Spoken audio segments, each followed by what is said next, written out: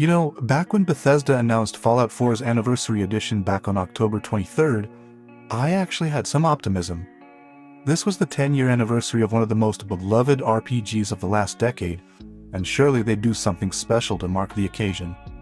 December 2025 arrives, and I can tell you this might be one of the most disastrous anniversary celebrations I've ever witnessed in gaming.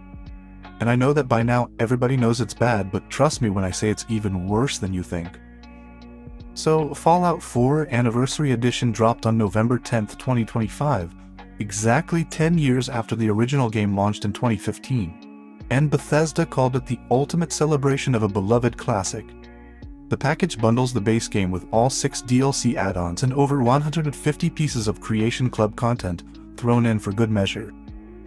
On paper that sounds decent enough, except Bethesda wants you to pay $40 for this upgrade if you already own Fallout 4, a game from 2015, and they're charging existing players $40 to access an Anniversary Edition that's mostly filled with Creation Club content, the same paid mods that the community has been skeptical about for years.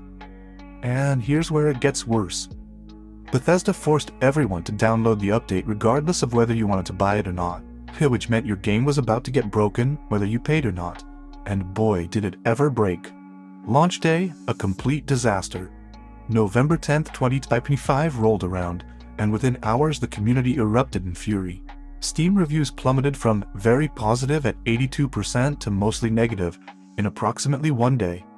And according to SteamDB data, Fallout 4 received over 7,500 negative reviews in just the 12 days following launch, with a staggering 90.93% of reviews being negative during this period.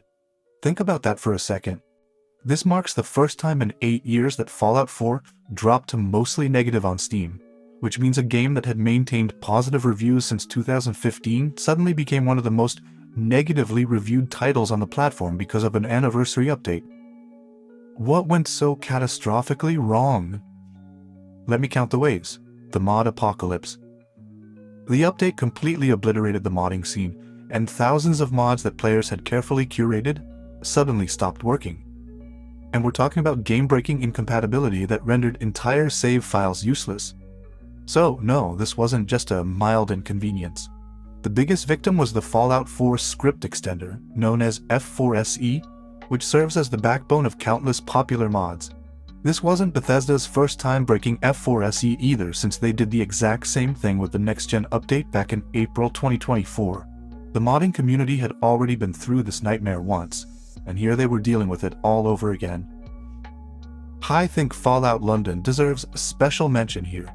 This massive fan-made mod project, basically a game-sized expansion, has zero plans to support the Anniversary Edition, and Team Full-On straight up called the Anniversary Edition broken and abandoned by Bethesda. When your own community's most ambitious creators are calling your product abandoned, that should tell you everything you need to know. Technical nightmares. PlayStation users discovered their DLC was randomly uninstalling itself after the update, which meant loading up your game and finding out that Far Harbor or Nuka World just vanished. Even if your DLC stayed installed, a glitch made the game think you didn't own it anymore, which broke even more mods that relied on those expansions. Crashes were rampant across all platforms while performance tanked and frame rates dropped. A game that had been stable for years suddenly felt like it was held together with duct tape and prayers. The Wanderer's Last Walk. One of the most bizarre controversies involves Bethesda removing The Wanderer by Dion from the game. That iconic 1961 song was practically synonymous with Fallout 4's marketing campaign, played in the launch trailer and became the unofficial anthem of the game. And now it's gone, vanished, erased from existence. The reason is likely a music licensing issue where the license probably expired after 10 years. Back in July 2017, Dion DiMucci actually sued ZeniMax for $1 million over the song's use in Fallout 4's violent advertising, calling the ads repugnant and morally indefensible. The lawsuit was eventually dropped, but apparently the universe decided that 8 years later Bethesda would remove the song themselves during the anniversary celebration. You can't make this stuff up. Bethesda did acknowledge the disaster on November 11th when they announced a 3-patch schedule, a hotfix for the week of November 11th, a first patch for the week of November 24th, and the second patch for the first half of December. The hotfix arrived on November 17th and addressed some DLC recognition issues and basic stability problems. November 24th brought the next patch with more extensive fixes, addressing crashes and UI issues, and they even added a free varmint rifle creation with a hidden quest. That's cool and all, but we're essentially watching them put band-aids on a gunshot wound. And here's something that really frustrates me. Remember all those performance fixes that people were excited about? The VATS improvements and stutter fixes? Bethesda basically just reverted changes they made in the April 2024 next-gen update, which means they broke the game with one update, made us wait over a year, and then fixed it by undoing what they did. That's not fixing, that's just admitting you screwed up in the first place. The community speaks. The Steam reviews tell a story of genuine betrayal, and one review captured the sentiment perfectly when it said, "Modders built the soul of this game."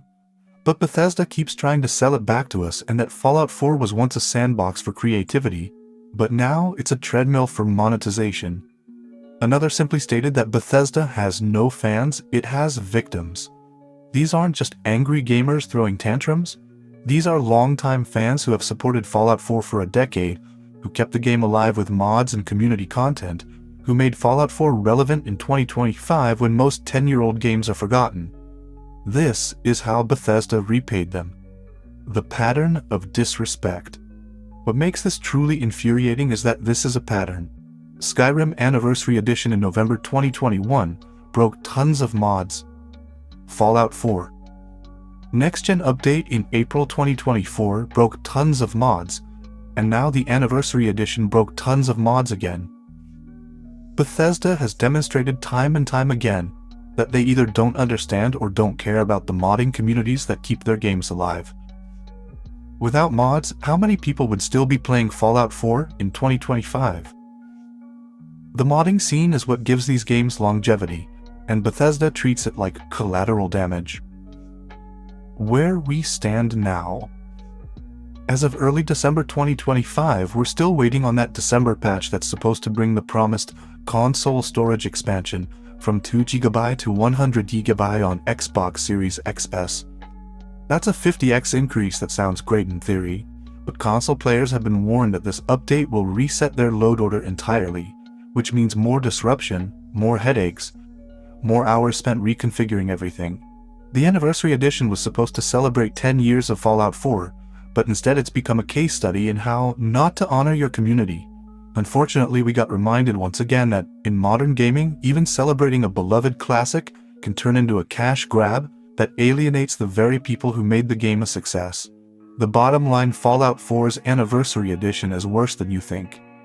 This is a systematic failure at almost every level, from the predatory pricing to the technical disasters, from the complete disregard for the modding community, to the pattern of breaking and poorly fixing the same game repeatedly. This anniversary celebration feels more like a funeral. If you're sitting on a stable version of Fallout 4 with all your mods working, my advice is don't update and downgrade if you have to. This Anniversary Edition is a cautionary tale, and Bethesda has a lot of trust to rebuild, and that's assuming there's any even left to salvage.